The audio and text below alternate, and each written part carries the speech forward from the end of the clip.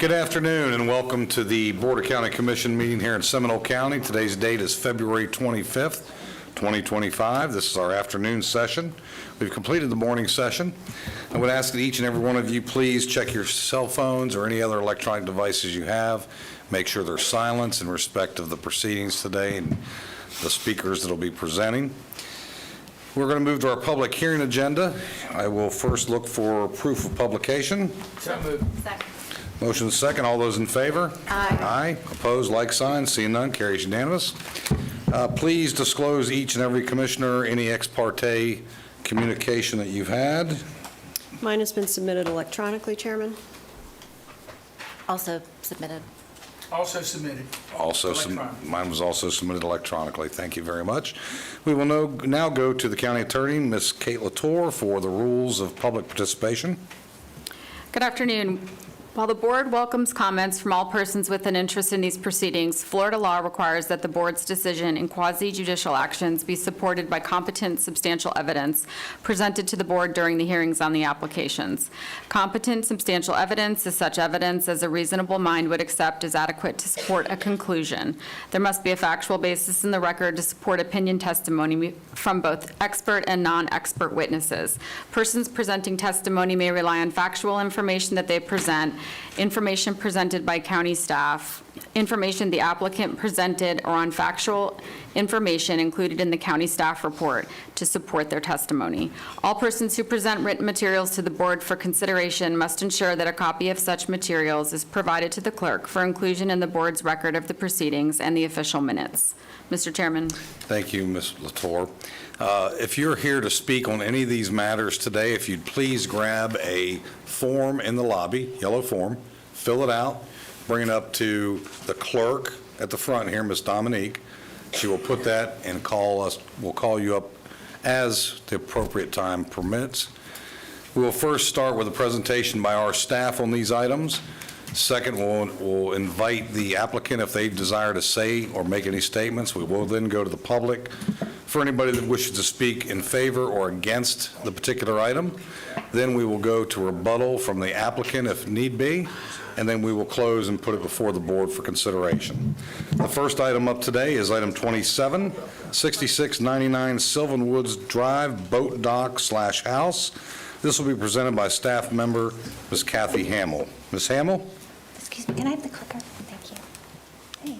Hello, Kathy Hamill, Development Services. I'm presenting item number 27. This is for approval of a 3,044.8 square foot boat dock and house at 6699 Sylvan Woods Road. This is a request to replace an existing boat dock that is the same square footage, the 3,044.8 square foot, and since the dock and house are over 1,000 square feet, it requires the Board of County Commissioners approval. The boat dock and house are on Lake Sylvan. This lake is a very shallow lake. It is a mean depth is 7 feet and the maximum is 16 feet. Therefore, the walkway is from the high water line to the platform is 540 feet. It's 4 feet wide, so this constitutes 70% of the total square footage of the 3,044. The walkway is located 60 feet from the property line to the north and 60 feet from the property line to the south, and it is, because of the length of the walkway, it is 700 feet from the house on the north and 600 feet from the house on the south. This request meets the criteria of 70.7, which ensures minimum impacts to the lake and adjacent property owners by providing a turbidity barrier during construction, setbacks that exceed our code requirements, having less than 25% of the lake's width for clear navigation, and has obtained the required permits from FDEP. We are requesting that the Board of County Commissioners approve the request for the 3,044.8 boat dock and house at 6699 Sylvan Woods Road, and I would be happy to answer any of your questions. Thank you. Any questions for staff? Nope. Seeing none, is the applicant, Mr. Fleck, here and desire to make any statements to the board? I spoke to him this morning. Unfortunately, he is unable to come this afternoon, but he does have someone from his staff here. Okay, if that person would come forward if they desire to speak. Anybody here to speak on Mr. Fleck's behalf? Seeing none, we'll go to public comment? Do we have anybody here to speak on behalf or against this matter? No, sir. Seeing none, we will go and close public input. We'll go to the District Commissioner, Commissioner Herr. This is your district. Chairman, I move to approve the request for a 3,044.8 square foot boat dock house walkway on Sylvan Lake located at the west side of Sylvan Woods Drive, approximately 2730 feet south of State Road 46, more particularly known as 6699 Sylvan Woods Drive. Second. Motion and a second. Any further discussion? Seeing none, all those in favor? Aye. Carries unanimously. Thank you all very much. Thank you, Ms. Hamel. Next item is number 28, Panther Street right-of-way vacate. This will be presented by Ms. Caitlin Apgar, and this is a continuance from a previous hearing. Ms. Apgar? Hi, good afternoon. Caitlin Apgar, Planning and Development Services. Applicants Joshua and Sarah Lewis have petitioned Seminole County to vacate and abandon an uncut portion of the public right-of-way known as Panther Street, formerly known as Artesia Avenue, in the Van Arsdale addition to Black Hammock subdivision. Oof. Panther Street exists to the southwest of 1000 Elm Street as a local 50-foot right-of-way not maintained by the county. Panther Street, per county records, is unimproved for the portion running along the southern border of 1000 Elm Street and then begins again as a 50-foot right-of-way after the intersection of Elm Street to the east as a local road not maintained by the county.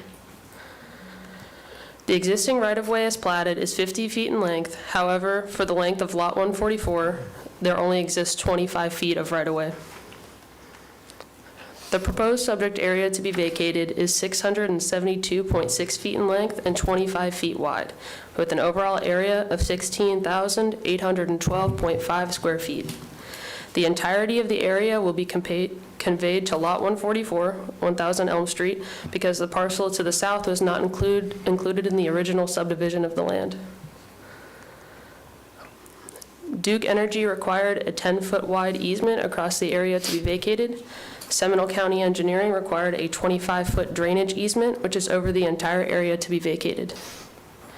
The applicant has provided letters of no objection from all other applicable utility companies. The purpose of the vacate, per the application documents on file with the county, is to retain the driveway and fence structures that are currently located within the right-of-way. Vacating the right-of-way will not affect access to adjacent properties and therefore does not result in adjacent properties being landlocked. This request complies with the requirements for vacating a right-of-way under Section 35.184 of the Seminole County Land Development Code and the authority of Sections 336.09. Staff requests the Board of County Commissioners adopt the resolution vacating and abandoning an uncut portion of the public right-of-way known as Panther Street in the Van Arsdale addition to Black Hammock subdivision. Thank you very much. Any inquiries from the board for staff? No. Thank you very much. Are the Lewises here and wish to make any statement or their representative? And if so, please come forward and do so. Name and address for the record, please. Good afternoon, Commissioners. Philip Capro, 5200 South U.S. Highway 1792, Suite 1000, Castleberry, Florida 32707. I represent the Lewises and have been assisting them through this process. I would ask, could you pull up the area that's going to be vacated? I want to make a couple of points very clear for everybody so that there's no questions. Actually, the one that showed the neighboring piece. Perfect. So if you look at the yellow side, that's the side that has been given over to the county as part of the right-of-way. The property to the south never subdivided, and so it has never given over that 25 feet to the county. As a result, even though it's identified as a 50-foot right-of-way, it's not really a 50-foot right-of-way. There's a 25-foot right-of-way that exists and a 25-foot right-of-way that would exist if there was ever a subdivision of that property and it was given over to the county. As a result, the area that's being given as that's sought to be vacated is the exact same area that would be retained by an easement. I know there's been questions in the past about water needs or perhaps if there was something drainage that was insufficient in the property, and the answer would be if that was the case, you would be in the same position whether or not it was a right-of-way or an easement, which is you'd have to figure out whose property you were taking. So with that, there's no reason not to approve, and the statutes, all the statutory requirements have been met. The Lewises have gone through the process with staff and been very patient in getting to that point. And they simply ask that the right-of-way be vacated and replaced with an easement. Great. Thank you very much. Anyone here from the public wish to speak on this item? Yes, sir, there are 5 speakers. Okay, if you would call the first 3, if you all would line up on this side of the room, we'll try to get you all through. I would ask, in consideration of all of the citizens here today, try not to duplicate your presentation. Keep it specifically to this item, nothing other than this item, and we'll try to get you in and out of here as efficiently as possible. Okay, if you'll read the first 3 names, please. Richard Robertson, Tara Merritt, and Michael Prezzuti.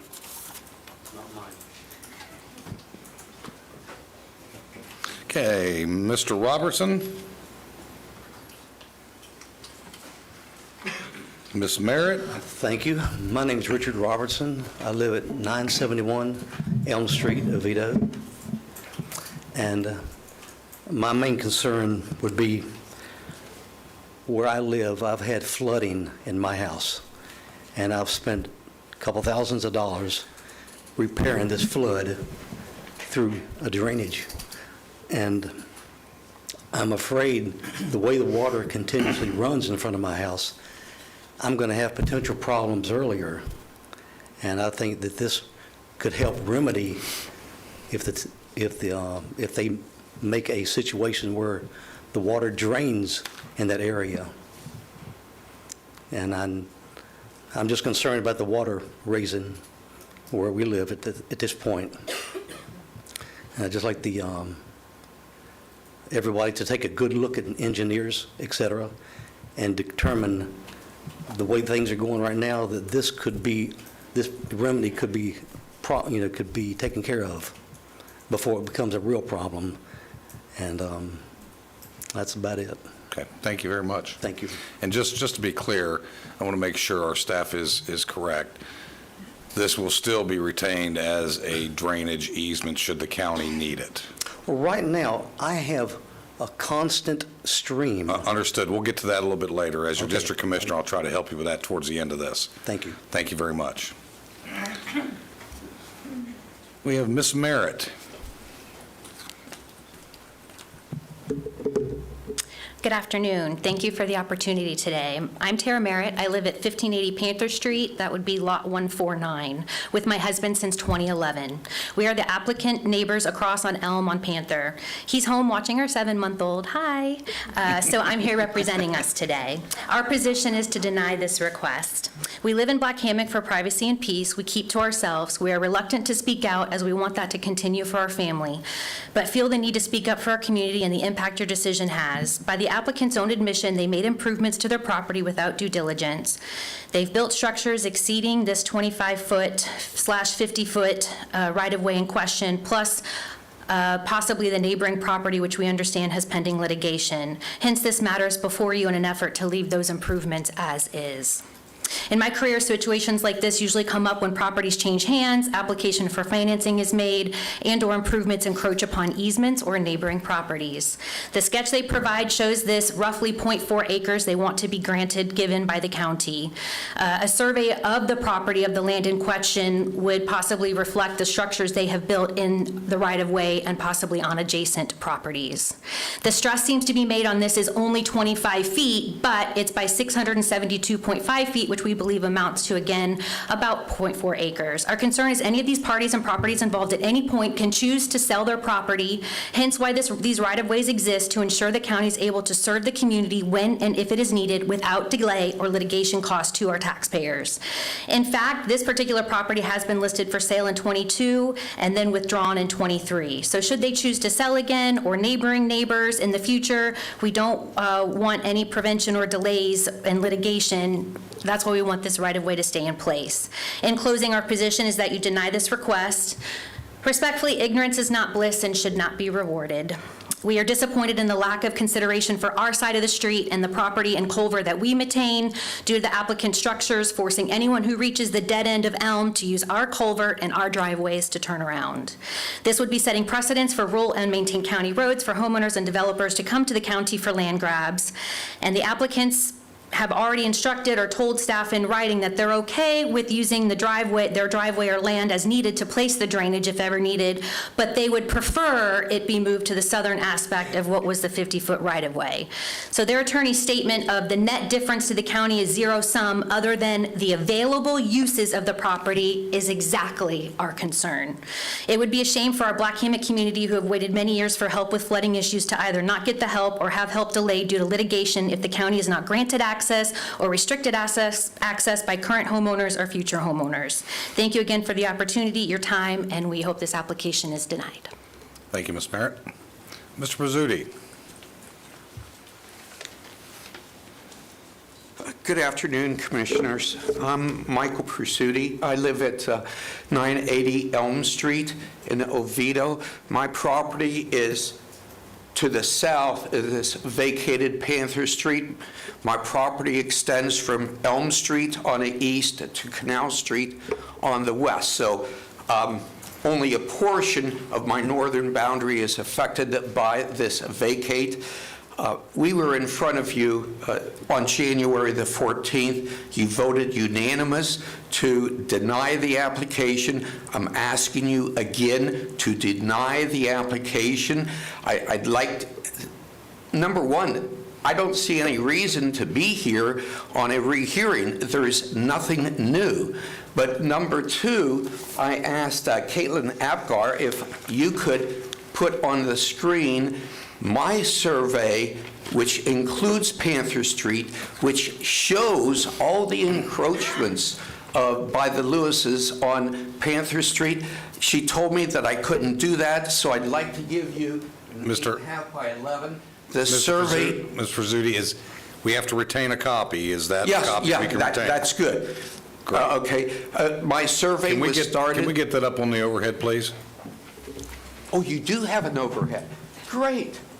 Fantastic. And by the way, this is not another hearing that was denial. It was a continuance of the original hearing, Mr. Pizzuti. Oh, I understood the hearing was new, that you had to re-argue everything again. Correct, reconsideration. Okay, okay. So if you see it, they have a dumping area right on Panther Street that extends into my property. They have a fence line across this Panther Street, goes down into my property. They have a gate, a vehicle gate, a pedestrian gate. They have signs up that says, "You will be bit by our dogs if you cross this line." They have no permits to do any of this. And I'm asking that that the commissioners deny their application. There's more than just this at stake. We have a great community at the Black Hammocks. Everybody looks after themselves, but we all have a water issue. How it's going to get resolved, I don't know. It's going to get worse every day because of the developments around us. They just keep on pouring more and more water on us. And to give up any right-of-way at this point in time, I think is not being responsible to the public. And so I do request that you deny the application. Thank you. Thank you, sir. Next speakers. Alicia Pizzuti and Lawrence Capone.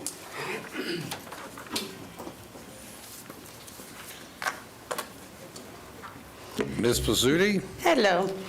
Alicia Pizzuti, 980 Elm Street, Oviedo. I'm going to read this off my phone. It's a little bit quicker and easier Sure. for me. Yeah. So, good afternoon, Commissioners. Just 2 weeks ago, you denied the row of Panther Street. I read the letter that was sent to you by Mrs. Lewis to have this rehearing and found multiple misrepresentations. She said she's been using that driveway since 1981, when in fact she bought the property in 2017. She also said that when she bought the property, that they, who, the county or a realtor, told her that she owned the row. I would like to know who told her she owned the row.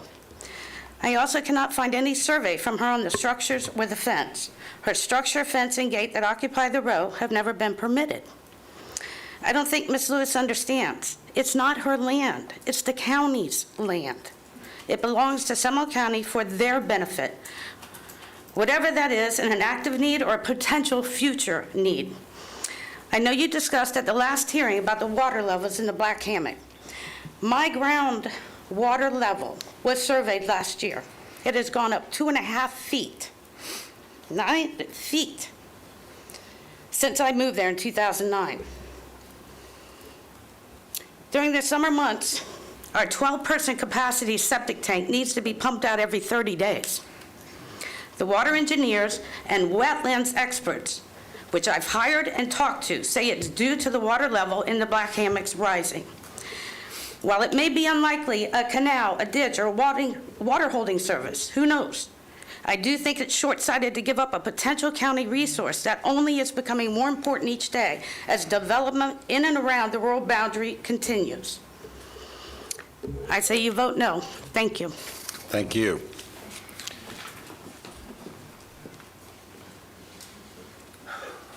Hello, council members. Name's Lawrence Antonio Capone.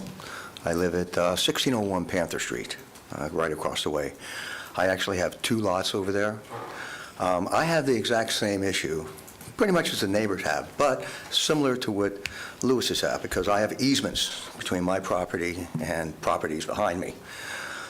Over the last 2 years, obviously, like everybody else, I've had an increase of at least 1.5 feet of water, where one of my lots was totally, when I bought it, no water whatsoever, when now 1/3 of the lot every summer gets flooded.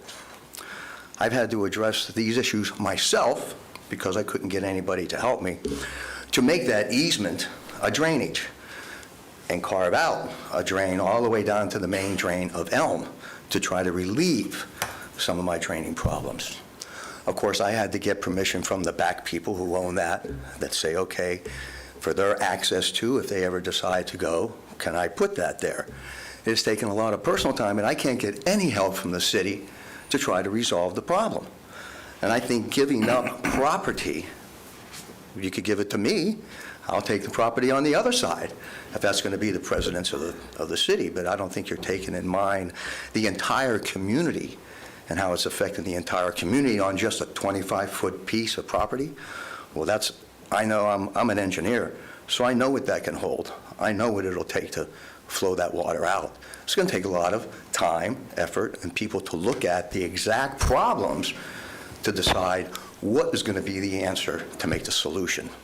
And giving up the property that we own as the county without having that information, I think is very premature. Thank you for your time. Thank you. I appreciate it, and thank you for all your service, Jim. Sir, thank you. Any other speakers on this matter for or against? No, sir. Okay, we'll close public input and we'll go to rebuttal from the applicant. Do you have a rebuttal, sir? A brief one, and one of the applicants would like to speak as well. Okay, we'll give you some latitude, try to make it as efficient as possible. I will try to be as brief as possible. Thank you. Just a few points. With respect to the reference to 1981, this property, as some of the speakers know, because they've represented the grandparents, it was the grandparents' property, and it passed on to the Lewises.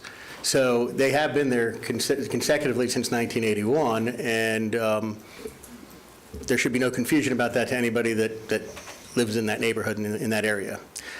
With respect to everybody else's concerns, I would submit to this body that vacating the right-of-way and maintaining an easement specifically for drainage and utilities is actually a better use of the county's strength, because otherwise the right-of-way could be used as a road. It could be used for other purposes other than the drainage, which is apparently the primary concern of all of the neighbors. So by making it exclusively for the use of drainage and utilities, you're actually helping the neighbors rather than hindering them against potential actions by the future commission. With that said, I know that Mrs. Lewis would like to speak and address the body, so I'm going to ask her to come up at this time. Thank you all. Thank you.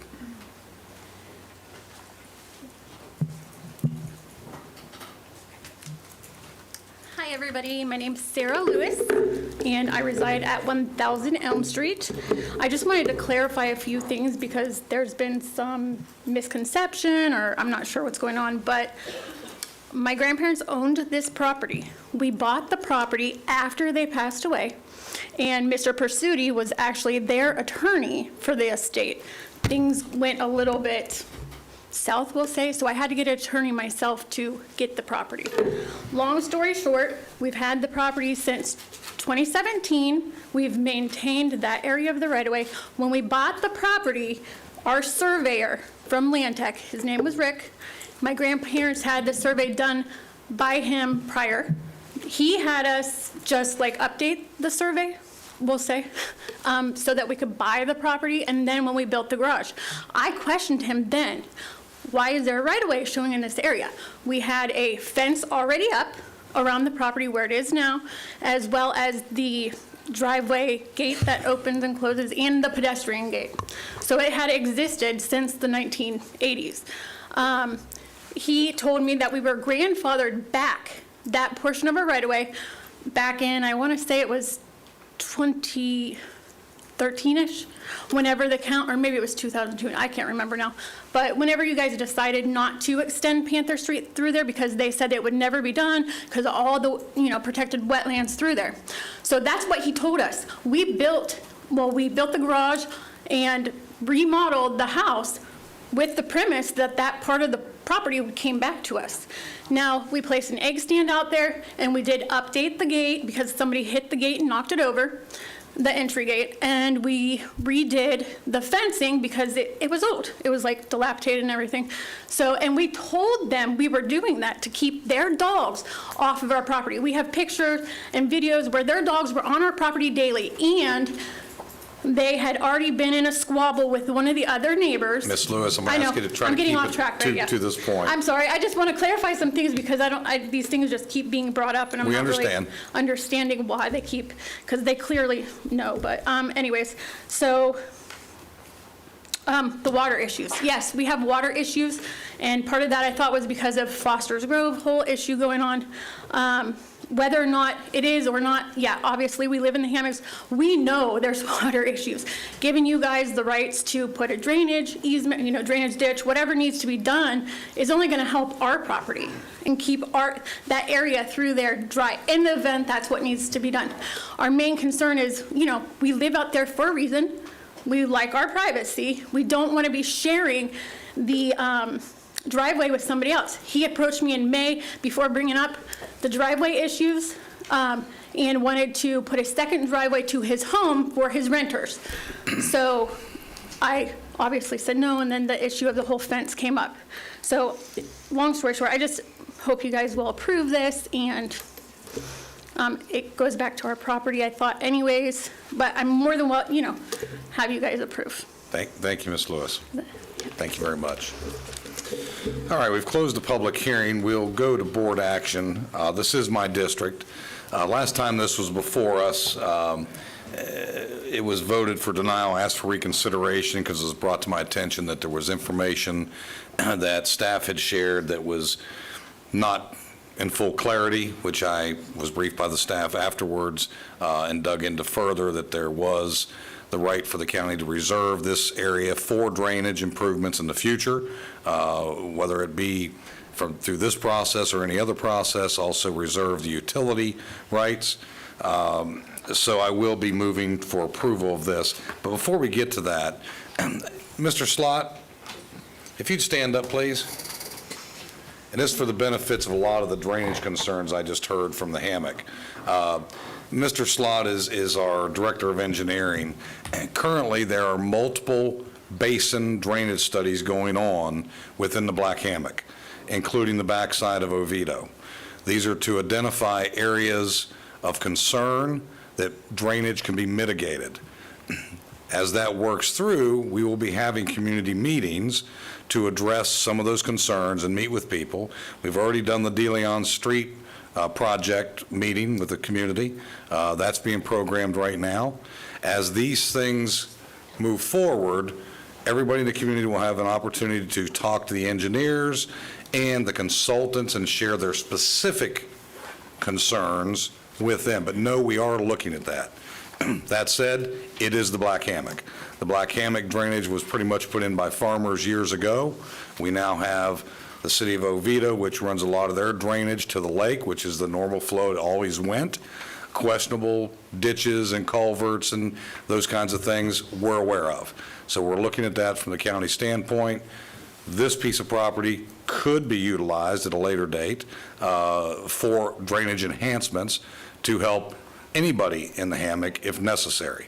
So I was assured that by not only our legal team, but our engineering staff, so that's no longer a concern for me. So with that said, I will move for approval, adopt a resolution vacating and abandoning the uncut portion of the public right-of-way known as Panther Street and the Van Arsdale, add to Black Hammock subdivision as recorded in Plat Book 1, page 31 of the Public Records of Seminole County, Florida, for a property more particularly known as 1000 Elm Street, Oviedo, Florida.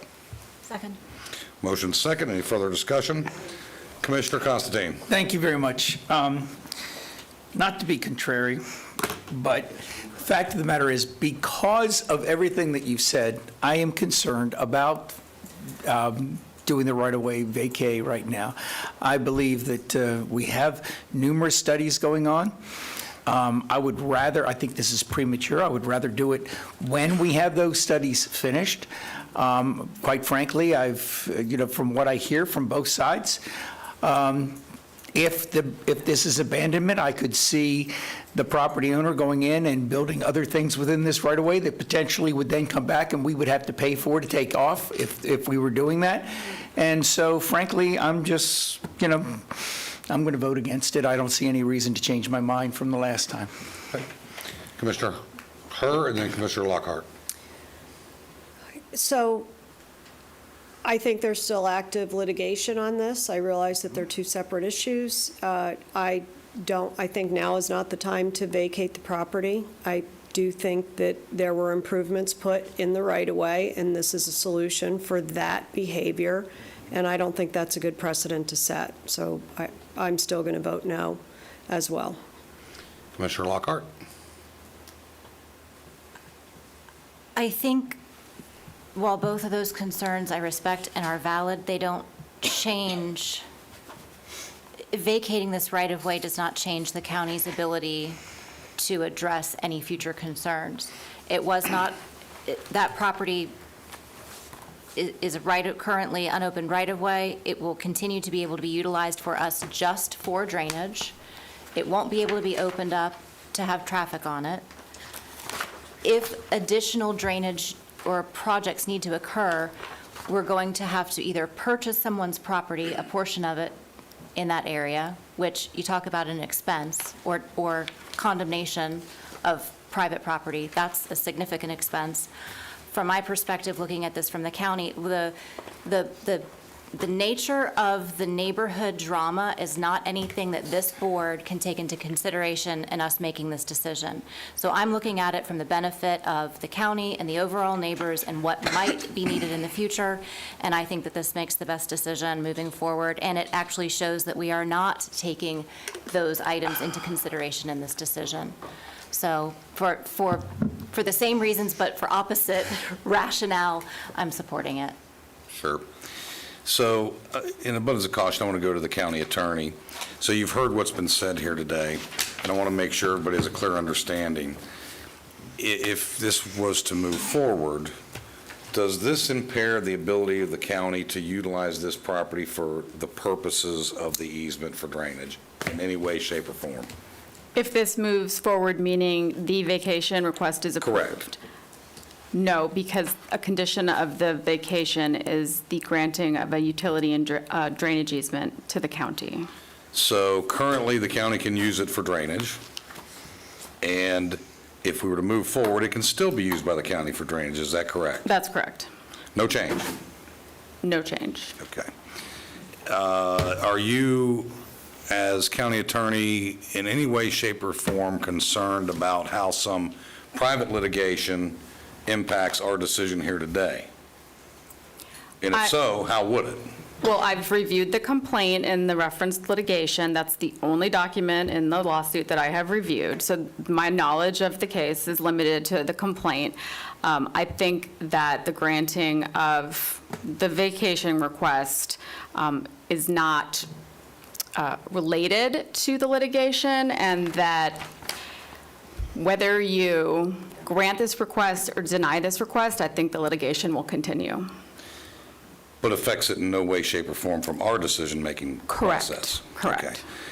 And is there, we've heard that there are, and confirmed by my fellow commissioner, that there are structures or improvements in this existing area. And if the county were, and if that's true, and proven out by a survey, and what is the county's options at that point? If the county decides we've got to put a culvert through there or a ditch, is it the same in all easements? The structures have to be moved by the property owner, or are we litigating to move the structures? If we have easement rights, the easement would address whose responsibility is to remove any structures that are in the way. Typically, the easement we would remove the structures and put them back after our work was completed. Okay. Thank you. Commissioner Herr.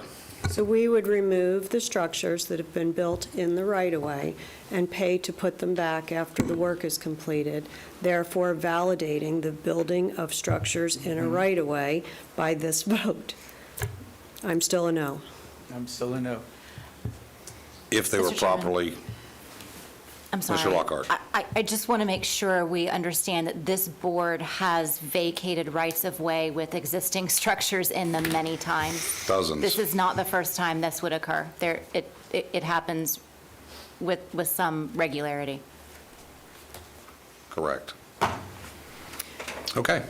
Any further inquiries? Any further questions or discussion? All those in favor? Aye. Aye. Opposed? No. 2-2. Fails. Motion fails.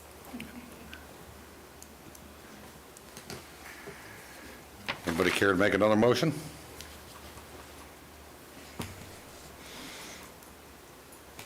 Well, then it dies. Very good. Thank you all for being here today. All right, our next item up will be item 29. This is legislative public hearing. This item is considered an ordinance establishing the Seminole County Tourism Improvement District. Be presented by Mr. Guy Cunha. Guy, we're good to see you this afternoon. We got to see you this morning. Thank you, sir. Good afternoon, commissioners. Item number 29 and 30 are, item number 30 is contingent on 29 per the TID procedural ordinance. So I was going to present both at the same time. So you want to do both at the same time is fine? Yes. I love the efficiency thought. Thank you, sir. So first off, I wanted to take a look. The Tourism Improvement District outlined the procedural ordinance that was passed May 17, 2024. In order to establish a tourism improvement district, there needs to be a district plan in Seminole County, the term assessment map, an advisory board, which we'll see in item 30, needs to be established. All surplus funds would need to be used for that tourism improvement district plan. There are no more than 2 TID assessments levied on any tourism property as defined by the ordinance. A 50% threshold of the rooms within the TID map must sign the petitions approving the ordinance, and also a yearly resolution of the expenditure of the levy of that ordinance would come back to the board for the term of the tourism improvement district. So the Seminole County Tourism Improvement District Formation Ordinance established a qualified hotel property definition of 60 rooms or more for the benefit of sports tourism development within the county. So looking at the Department of Business and Professional Regulations, the DBPR of the state, that is a total of 5,054 qualified rooms. 50% of that per our procedural ordinance would be 2,527. We have signed approval petitions for 2,679 rooms for a term of 10 years within the plan unless tied to a bond, for a $1.75 assessment per room per day, an estimated gross tourism improvement district revenue of $3.2 million a year in the first year. That, of course, can change with more hotel development.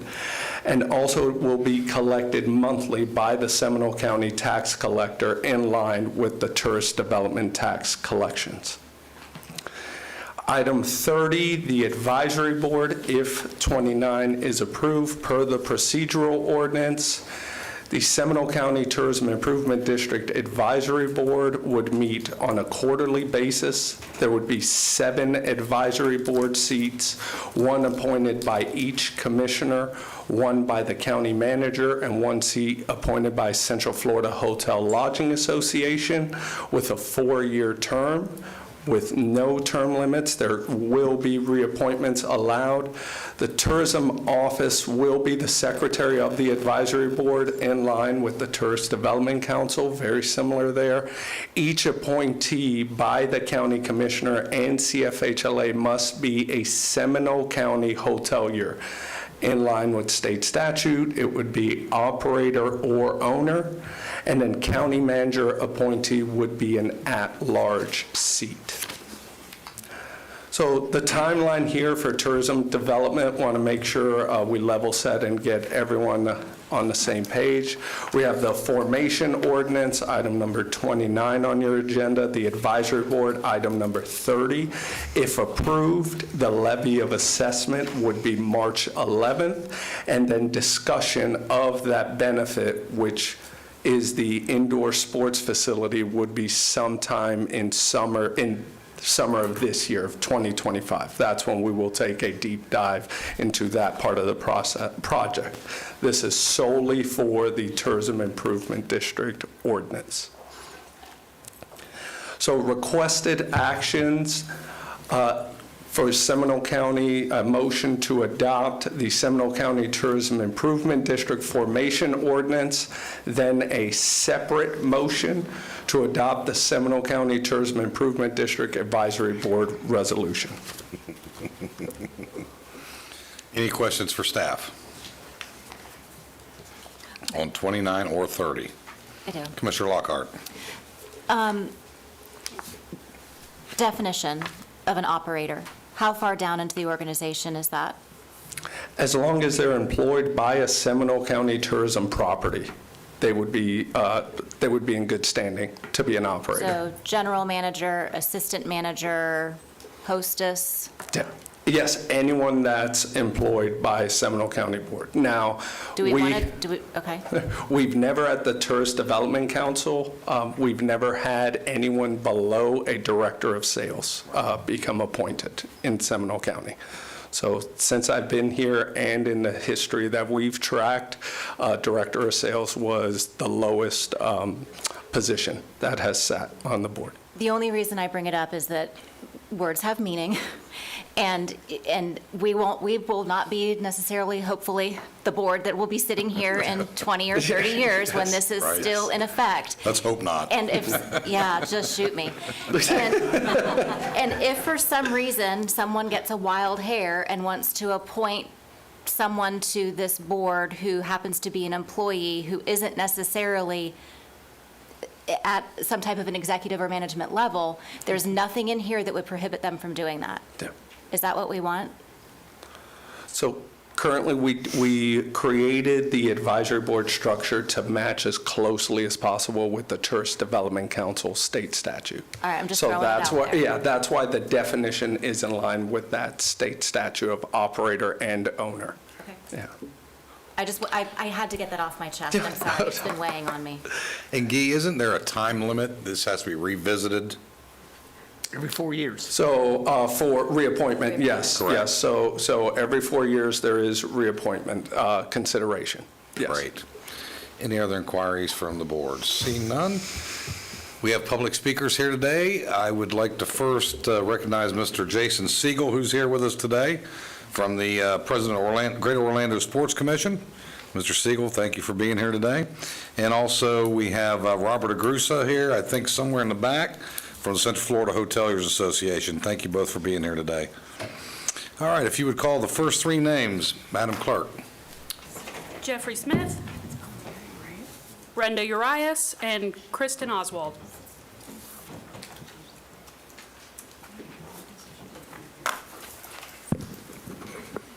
And these are on item 29 and 30. Just make sure. Welcome, sir. How you doing? I'm Jeffrey Smith. I'm with the 4750 State Road 46. Our main questions were involving the implementation of the fee. It states that you can charge guest folios for the fee, and we were wondering how that would work in relation to guest rooms that aren't occupied. Are we able to, will it be languaged where we can have the fee at any rate we want as to where it doesn't affect our property's expenses? Also, we had questions about if the other businesses that benefit from the sports complex or improvement plan, that typically when there's large events in Seminole County, it spreads to other counties and other businesses benefit, restaurants and things like that. Is there any way to include any type of fee or anything in other types of businesses within that?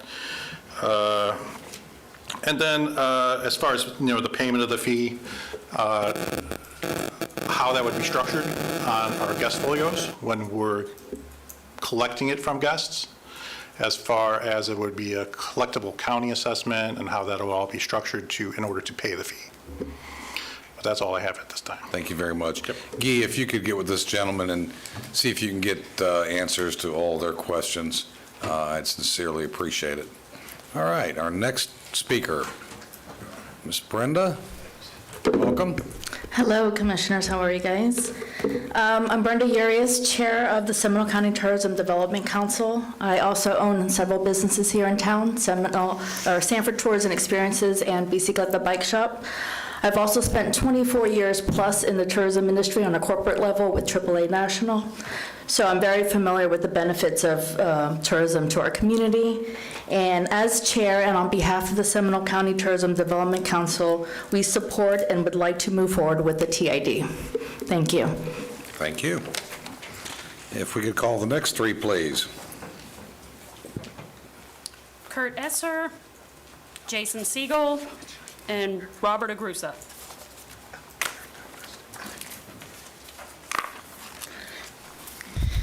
Yes, ma'am. Hi, good afternoon. My name is Kristen Oswald, and I am a general manager of the Town Place Suites by Marriott in Altamont Springs. Need your address for the record, please. Business address is fine. Me? Yes. 151 Douglas Avenue, Altamont Springs, Florida, 32714. Thank you. Go ahead. Okay. I've had the privilege of working in Seminole County as a general manager since 2018 in several of select service hotels in Sanford, Lake Mary, and Altamont Springs. I have been following the TID indoor sports complex for about a year and a half now. I'll be the first to admit I was originally not in favor of doing this at all. I had moved over to Altamont Springs as a new general manager over there, and I was concerned that we would not benefit from this at all. I knew the hotels closer to the facility would do tremendously greater volume in room nights, as my experience when I worked in the Sanford and Lake Mary markets. Guy and I have sat down and continuously talked and went over numbers and, oh my gosh, forever. And our data shows that, people want to be in Altamont as well. And they want to be able to go to the theme parks, they want to have it all, but they don't want the price tag of Disney. So as I continue to review STAR reports for the county and Central County, Florida, and the Central Florida counties, I keep up on what's going on in the surrounding areas and then incorporate those into our forecast budget and calls with our above property team.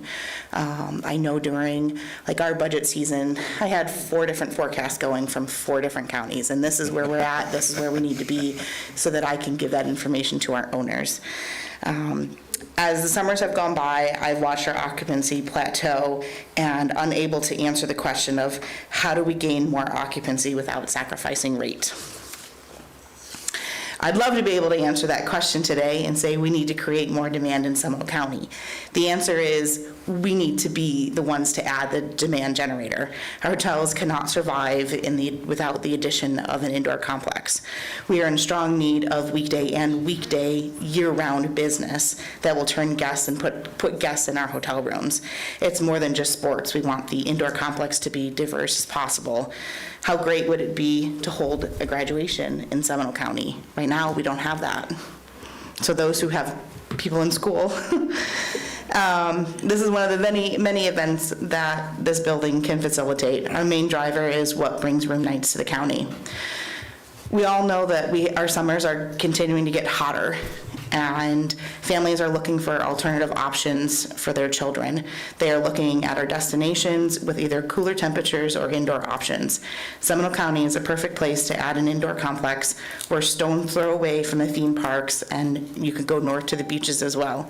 When families are coming to Florida, they want an affordable option and to make the most out of their time and their money. A lot of them use their vacation time, and so they want to get 2-for-1 deals on that.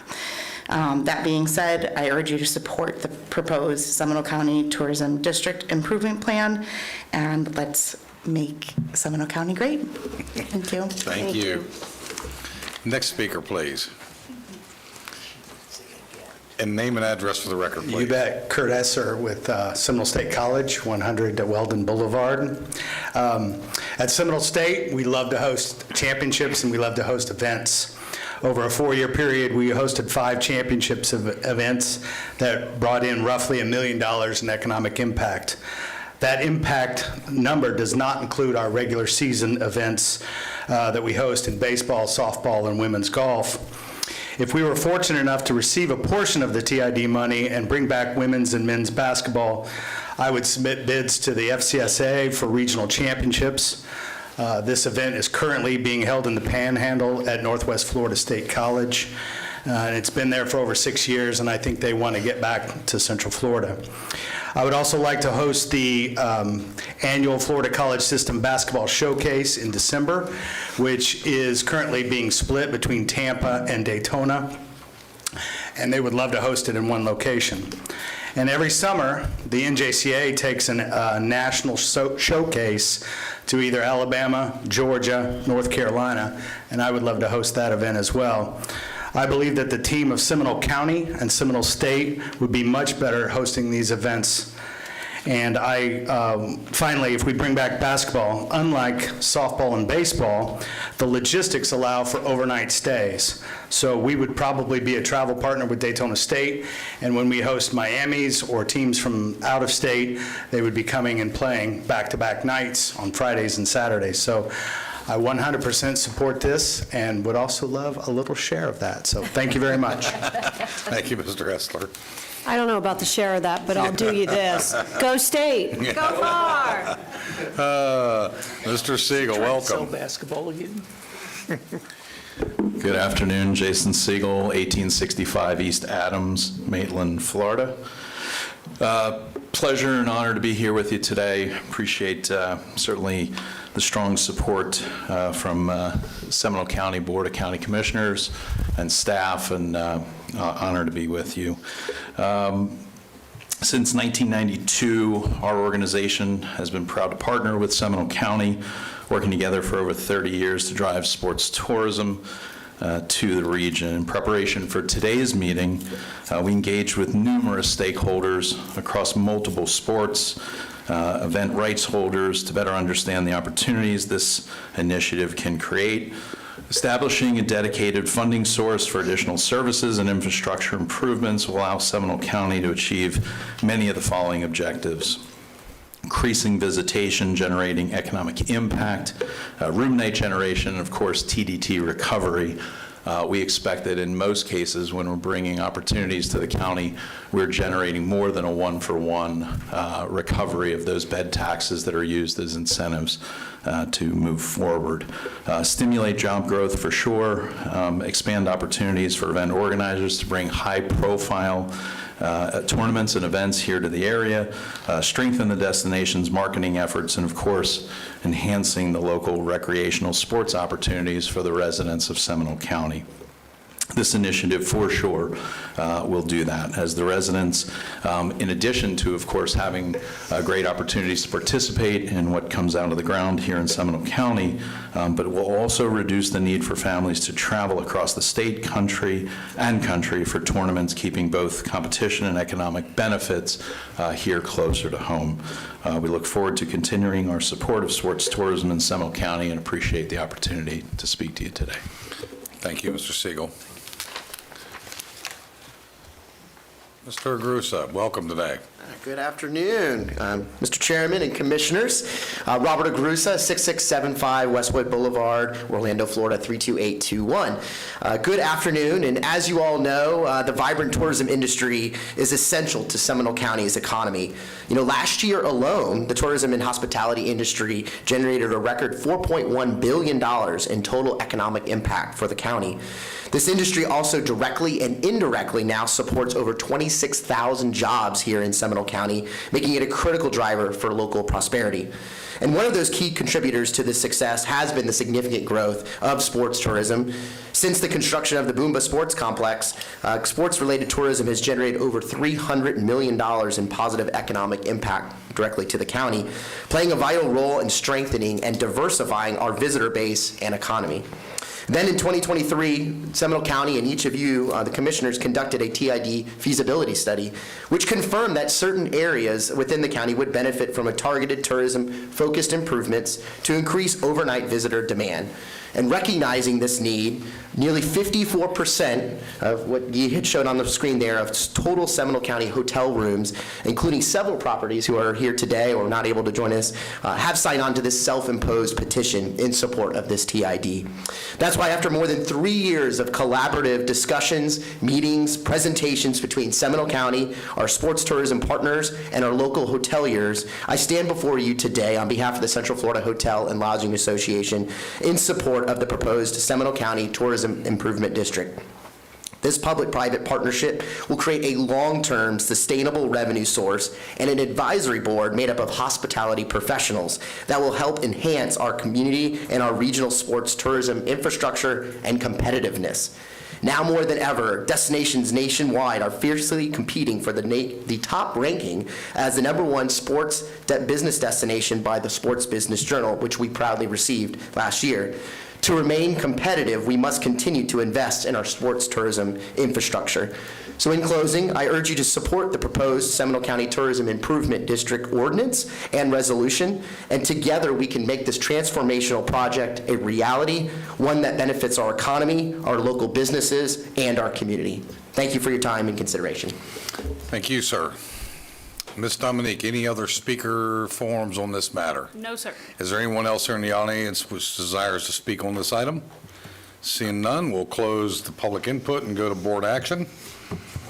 And what's the flavor of the board or the attorney? You want to make two separate? Yes, I was just going to say that. Motions? Thank you. I would Yes. like a separate motion on the ordinance and the resolution for the advisory board. So let's take up 29 first.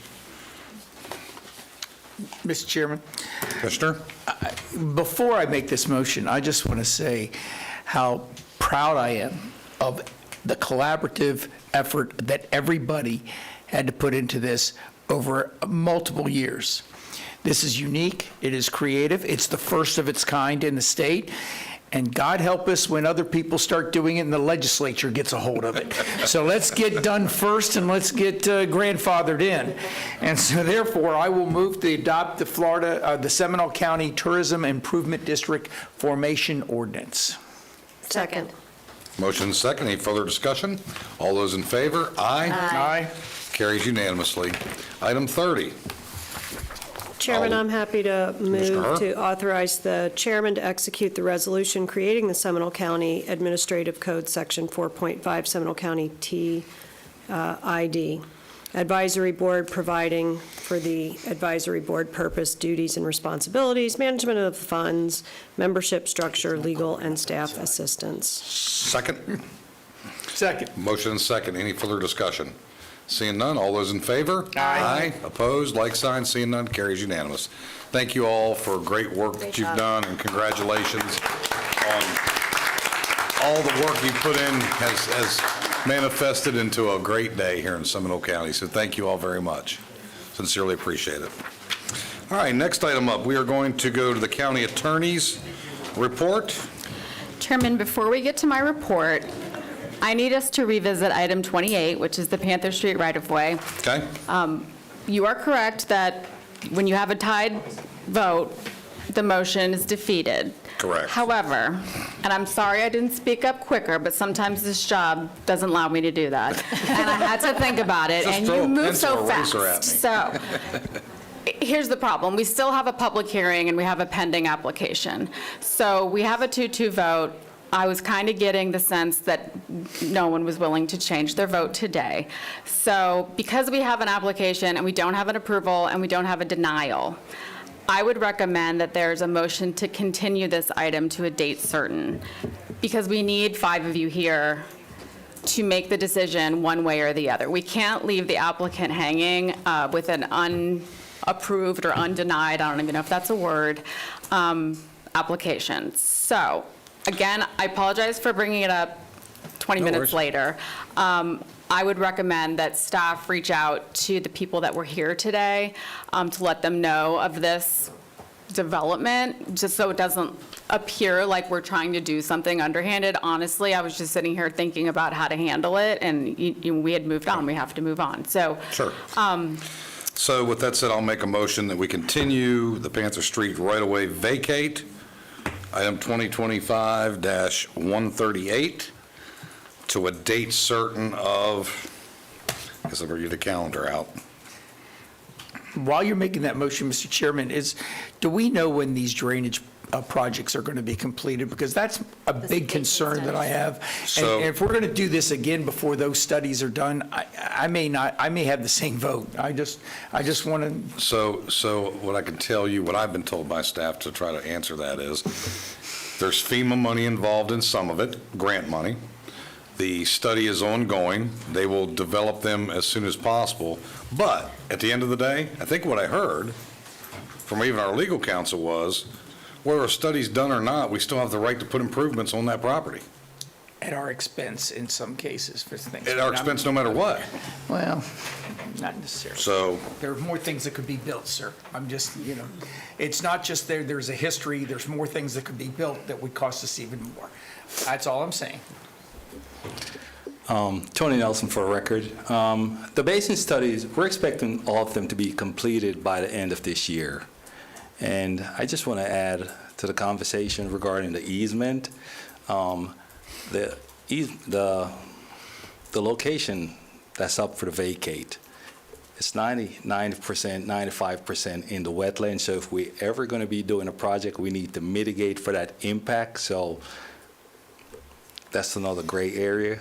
That's something that we need to consider. So Public Works at this time have no plans to do any kind of improvement. But if the drainage studies come back and say we need to do additional improvements, we have to mitigate for the wetland impact. So I think what I'm hearing, what you've said is and I think some of this was mentioned part of the briefing, majority of this land that's in this easement is wetlands, which cannot be touched unless we mitigate other property through St. John's program in order to get the permits to do that. Is that correct? DEP. And DEP. Yes, sir. The project should be built. Commissioner Lockhart. Would that mean that the property owner would then also, if they wanted to put something in those wetlands, have to get a permit that would require mitigation? Yes, they would. What if we were to put an additional No, a fence isn't a structure. Yeah. What if we were to put an additional Condition? condition, thank you, that would prohibit structures being built, whether they were to mitigate the wetlands or not? I mean, I'm just trying to figure out, like, if, trying to do what we said earlier we aren't supposed to do and do things on the fly. No, we need to. But I'm just trying to think, like, how, if the concern is that something might be built in that easement, which is a wetland, which we would have to mitigate for, even if we were to put it in drainage, use it for drainage, the property owner would also have to do mitigation in order to build a structure, because clearly now they would be coming through a permitted process for anything that they would want to continue to do there. What if we were to just spell out the obvious in the easement, in the right-of-way vacation, and putting the easement over that property that was not just a drainage easement, but also prohibited there from being any type of structure being built in that area as well? So I understand what Commissioner Lockhart's saying, and I want to make sure I'm clear. It's my understanding that the allegations are that there are structures or buildings currently in the right-of-way by some of the residents that were here. I believe the complaint alleges there's a fence and that they're operating some sort of produce or egg stand. Okay. Some of it's on the plaintiff's property, the Pursuities that showed up. Some of it is within the Panther At least Street that's the right-of-way. claim. That's the claim in the Right. complaint. Sure. And then Understood. the survey that was attached to the complaint seems to reflect that. Sure, so at the end of the day, does that not become a code enforcement issue? Absolutely, yeah. I mean, Now if- that it's been brought to our attention, should we not have code Yes, enforcement if the presence address of it? those things in the public right-of-way violate our code, it would be Right. it would be taken up with code enforcement. Building division, if it requires a building permit that wasn't pulled, it's a Correct. code enforcement issue. Code enforcement would handle all that. So whether it's this easement or another easement, whether it was a fence, a produce stand, or a shed, or whatever, that should be a code enforcement addressable issue at the expense of the property owner. In other words, it's not the county's responsibility unless the code enforcement magistrate decides it's the county's responsibility, that we would have to pay to remove it. Correct. I think that's a fair statement. Yeah, I mean, it's not the county's responsibility to move something out of the right-of-way if it's in violation of the code. Correct. Okay. Commissioner Herr, I think we have a first and a second, and I'm going to call the question. I didn't know I got a second, but I thought you seconded his motion. I thought you wanted to talk more about it, but if you did, I'll make the motion again, because I was trying to find a date. Yeah, he was looking for a date, but yes. My vote's going to be the same if we litigate it again right now, because that's where I feel like we're going. So the motion on is to reconsider or move for reconsideration. No, I'm sorry. Can we do a motion to continue? Motion to continue Panther Street right-of-way to a date certain of March 25. I think this is where we got hung up, because we started asking about drainage basin studies, and we said that if those were not complete, that the votes would be the same as well, but we were just wanting to get a fifth commissioner here. So is the purpose of the continuance to wait for a fifth commissioner, or is the purpose to wait until two commissioners who are uncomfortable have different information? So the motioner will answer. My motion is, and my opinion is, based on all I've heard from our county attorney, all I've heard from our engineers, is that, A, this piece of property is in the wetlands. It would not be considered unless there was some mitigation process to need this property for taking of easement. Is that fair? Yes, sir.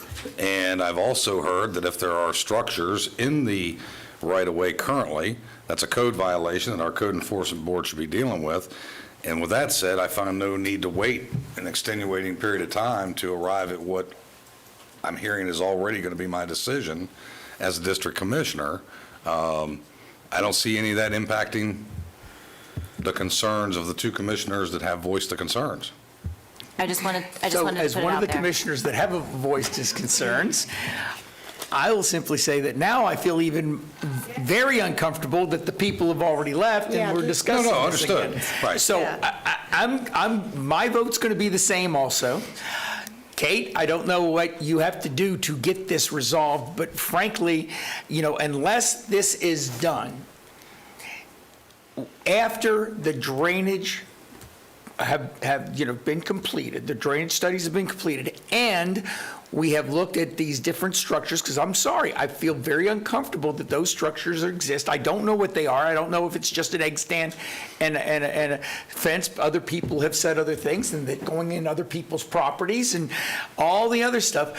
So, there's no reason, there is no reason that they need this now. I mean, unless they want to build something in it, there's no reason that they need this right-of-way, in my opinion, now. So if they want this, and it's strictly because they want the property, more power to them. We can wait until after the drainage and after everything else. So if I was going to make a motion, I would say you continue it until the second meeting in January 2026. Because they said it was going to be done at the end of the year.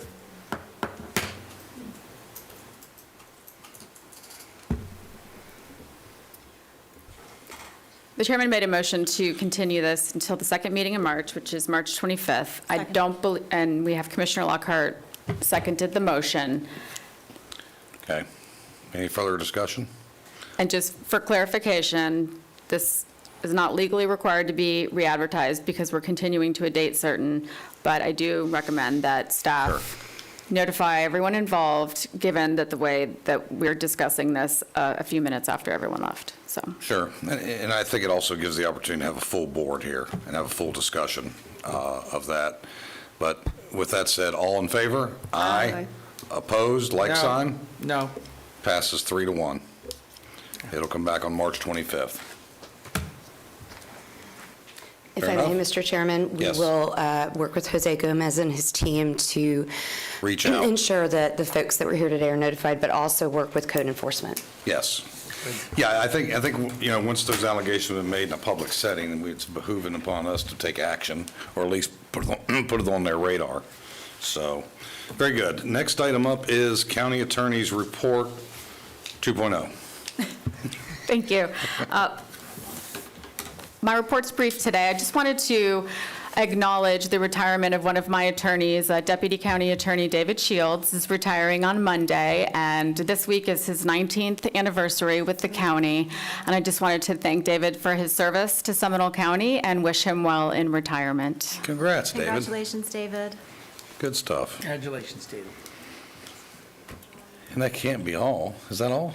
That's all, Oh, wow. unless you want to ask me anything else. I think I've done quite enough today. Indeed.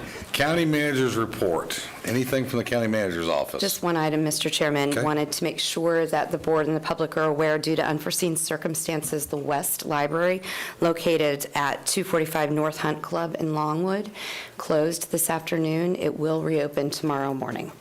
Okay, fair enough. Thank you very much. Anything else? Seeing nothing else, we will move to District Commissioner Reports. District 3, Commissioner Constantine. Well, just like being the last, it's always difficult when you're the first, because you don't want to take other people's. Oh, go ahead. Well, Yeah, okay. That's never stopped you in the last 50 years. Well, it never so stopped go ahead. anybody here, so let's just move, let's just say that. Okay, so I just did want to recognize again that the Central Florida Regional Planning Council, East Central Florida Regional Planning Council had their Diamond Awards in Lake Mary, and it was quite the success. A lot of great projects were recognized. Folks that we have used many times here at the county, Consensus Communications, including for our sales tax, had their 30th anniversary this past week, and I wanted to congratulate Trey and John and all of the folks that are part of that.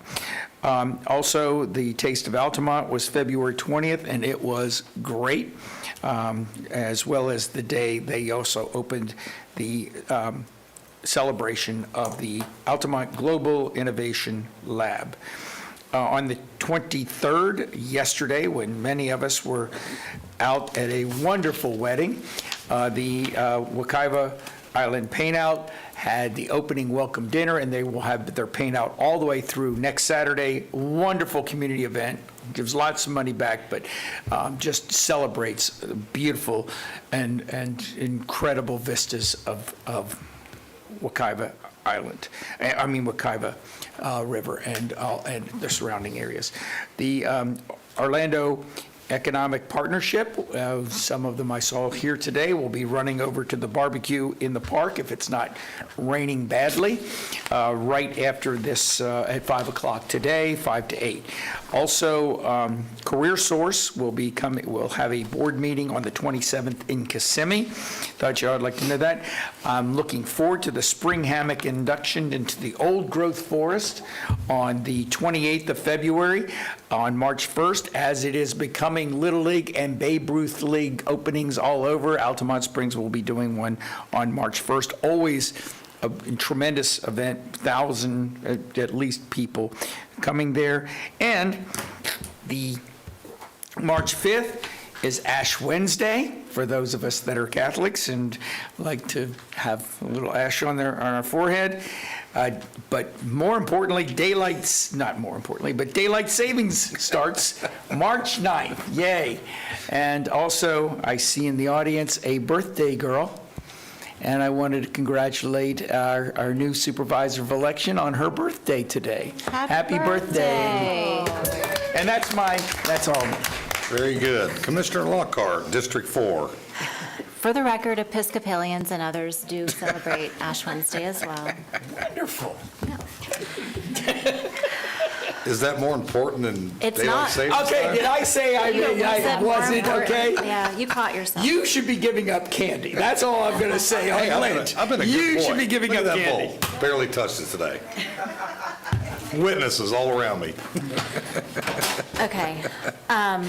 So Commissioner Constantine is trying to get a hold of Davin Suggs at the Florida Association of Counties on a recently filed bill that he was wanting to report on. And so every time he misses the call, he's like, oh, I can't leave yet. And so for my report, he's decided this is the appropriate time to leave. Exactly. So I need to give you an update on the Medical Examiner Advisory Committee meeting that I attended a couple of weeks ago.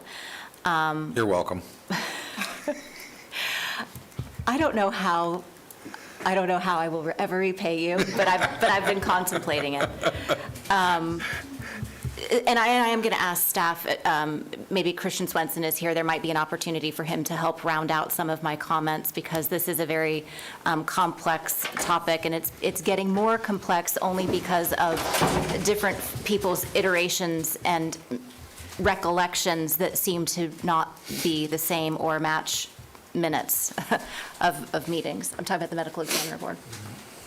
So at the last meeting, which was in Sumter County,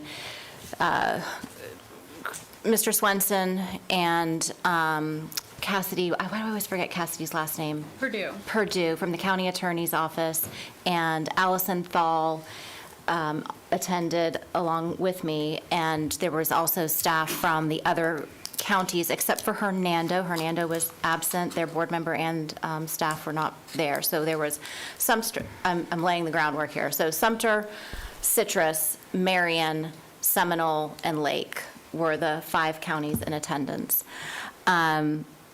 It started off fairly amicably with a recognition on the part of the chairman that we're going to move forward and not dwell on the past, and then within short order started dwelling on the past. So it really was a very protracted, circuitous meeting.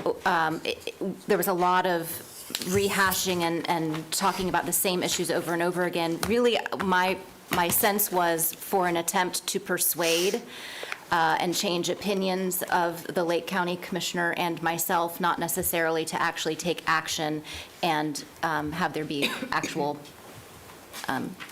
votes taken. There was a request on the part of the chairman, who is from Citrus County, that we vote as a medical examiner commission to give some type of consensus for every county to try to make Marion whole for their funds that they have expended so far toward the building that they decided to go ahead and start the engineering and design and the property purchase for without any of the other boards giving right consent. And it is a nominal amount of money. It is not a lot, but it is meaningful in that it is, in their mind, an acknowledgement that we had committed to something and we're pulling out. So from my perspective, and I made very clear at that meeting that if they were going to insist on a vote at that moment, my vote would be no. I did not have the approval of this board or the direction of this board to commit us to any sort of funds. The Lake County manager was very clear in her comments at the meeting that she had direction from her board on a 4-to-1 vote to separate from the existing ME district and join Seminole County. There was a lot of discussion about the state medical examiner board meeting that occurred, also different renditions of how and why that happened. At the end of the day, what was asked of the Lake County commissioner and myself is that we come back to our respective boards and ask if there was any interest in contributing, our portion would be $25,000 and change, to make Lake County whole, and to reassert our intentions of staying or going. I did tell them that I didn't feel it was necessary for me to bring it to my board, that from the county manager's perspective and staff's perspective, they already had very clear direction that we had planned to set forth on a process to go back on our own or partner with Lake. And so I did say in that meeting that, no, we're out. Like, your wild card is Lake County. We are not the wild card. That being said, I, in the spirit of good faith, will throw it out to you all to ask if there's any interest in participate in making a commitment at this point in time to contribute the $25,000 toward a building that we did not say that we were interested in building. And that was to Marion County. To Marion County. So from my perspective, and thank you, Commissioner Lockhart, for agreeing to take that post over from me of having it for 5 years. I needed a fresh breath of air from all that, and a different set of eyes. But I'm not interested in rehashing what has been rehashed, not only here, but at that board numerous times. But in addition to that, there is a separate fund that had already been set up in our consortium as a, quote, future building fund, kitty, if you will. And if they've gone through all that, which last I checked they had not, maybe that's a discussion they ought to consider. It was a fund to not only use towards future, whether it was identifying properties, down payments, but also maintain the existing infrastructure that already is in place under the agreement, et cetera, et cetera. I have no interest. I mean, I think our staff has reviewed all the documents, all the minutes, my statements in those meetings, I think Lake County statements in those meetings, and I think it's pretty clear where we stood. And to your point, the fact that they decided to move forward without consistent direction from all the partners is very telling. I will tell you there are folks on that medical examiner committee who remember it very differently. Of course. And at some point in time, I know we have gone through the minutes, we have read the verbatim minutes from those meetings, and we have, we have the receipts, but we have the minutes that make it very clear, but they, just so we're clear, they are very insistent that what happened didn't happen. Sure, yeah. Commissioner Herr. I have no interest in furthering their confusion. And the good news is it's $25,000, so that's split among the remaining partners, and that is not harmful. 25,000 is our share. I understand, but if Okay. we back If we out, back it out, adds 25,000 to the agreed. remaining number that is there. Mhm. It is not going to crush the project, and it sends the message that we've not said we would do this. And I'm assuming that includes Lake, 25 from Lake, Lake is in the 25 range as well. so. But we're only voting on ours. Correct. We're communicating about ours. What Lake does is Lake's business. Correct. Okay. Very good. I think you've got direction. If it's right now, I would just simply say we don't have to make a decision, if I'm understanding. They're asking, but we don't have to say yes or no. Right now, I'm with everybody else. I'm not willing to pay for it. I think one of the things that I shared with them at the very end, they're very concerned about how to move forward, and are they, how many partners are they moving forward with, and what size building now are they going to have to redesign the building? And in a conversation I had with Dr. Wolf after the meeting, she shared with me that she does not think that with the growth that is occurring in those counties, that it would be wise for them to cut back too much on that building, and that perhaps it will in fact need that space if they're planning for 40, 50 years out. Sure. The other thing that the refrain is, we need to make a decision. We have to make a decision. We're running out of time. We're wasting time. It was a very pressured, time-influenced discussion. And I said to them, what you could do to make this much easier and make it go much faster is support Lake County and Seminole County in our request to the State Medical Examiner Board to have us go ahead and leave, because then you've got your answer. And wouldn't that be great?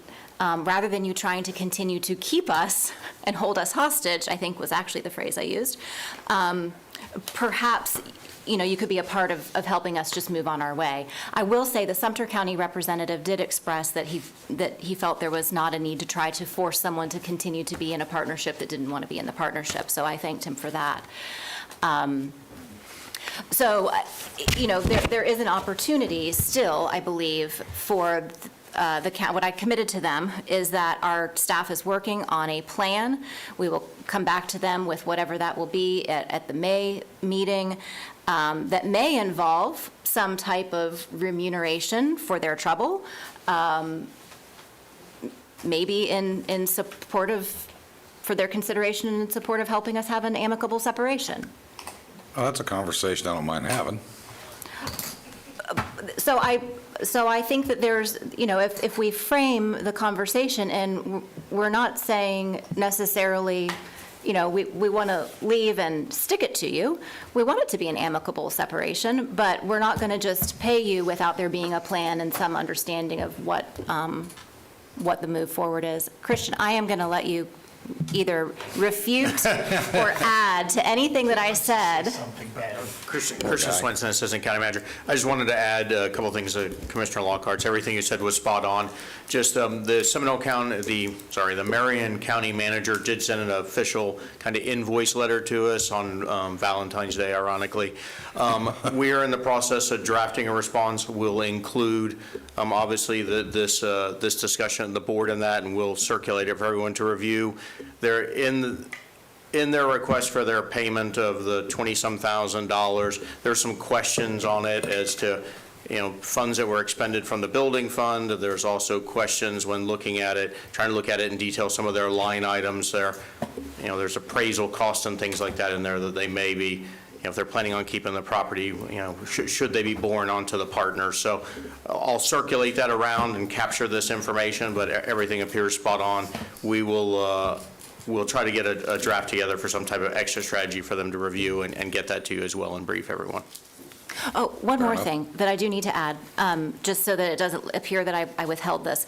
In an 11th hour attempt to maybe revisit this separation, one of the committee members said, well, what if we were to look at the current funding formula, and what if we were willing to consider going from a population funding funding formula mechanism to a usage base. And I said, well, I thought that was off the table quite some time ago. And they said, well, maybe it could be back on the table. So I feel a little bit like we're, being toyed with some. And so I think my response was, I believe that ship has sailed. But if the board feels otherwise, you don't have to let me know that now. You can think about that. But Well, if you're going to draft a letter, it probably ought to have our feelings or at least input. My input is we had several conversations over a different model, and quite the conversations with the multiple counties and why they should or should not consider it.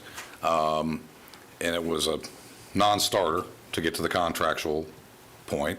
We were on the losing end, and I think Lake was also on the losing end, if I remember right. They advocated for a use model.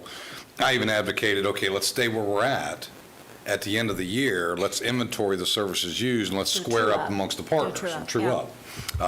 That was a non-starter. And now it's going to be in Summerfield, Florida, a long way for our law enforcement, our investigators, and our citizens to drive up I-75 and the Turnpike to get there to identify or pick up loved ones, items, and I'm a no-go on that. At some point, you just have to call it stupid dating. You know it's not going to end up in a long-term relationship, and you got to see what else is out there. And maybe that's because it's been a long day and I'm tired, but that's how I feel. You asked me how I feel, and I don't see this coming to a fruitful end of us driving all of that way to be part of this massive building project when we know that our growth is going to support this being closer within the next 40 or 50 years. It is not a good long-term strategy for us. So at this point, I feel like we're stupid dating. And no kissing and making up, huh? Nope. So unless, I'm only throwing this out, if I was looking at this thing and Christian, I'm sorry if I've said, unless, number one, they did change it to a usage and they kept it in Lake County. Well, so I can tell you for what it's worth, that process was well vetted. Mm-hmm. When I say that, in all fairness, well vetted by Marion County in the vetting process as the administrative arm of the group. I think there's property there that absolutely would qualify, but not necessarily desirable by some of the others. But and I only say that, Chairman and Representative Lockhart onto this committee, is that I haven't been at any of the meetings. In some just offhand comments by them at other meetings that I have had, I think they're feeling the pressure. And if they came back and offered it per use and at Lake County, I don't want us to shut the door on that, potentially. Well, I'm not saying we have to make any decision right now. Understand what you're saying, and I'll just rip the Band-Aid off, which is they were not properly informed by their staff and their representative on that board. I'm not going into any. In my opinion. Yeah, It became very obvious to me in other conversations, things that were mentioned and made statements, I'm like, where'd that come from? That didn't happen in the meeting I was in. But anyway. I think I have great direction. Yes. I appreciate it. I think Commissioner Hurd done. We're done dating. Stupid dating might come up. I might have to use that. And hopefully that's good feedback for Mr. Swenson too as he drafts his response. And I gave Mark a heads up that you'll be home and not in the best of mood this afternoon.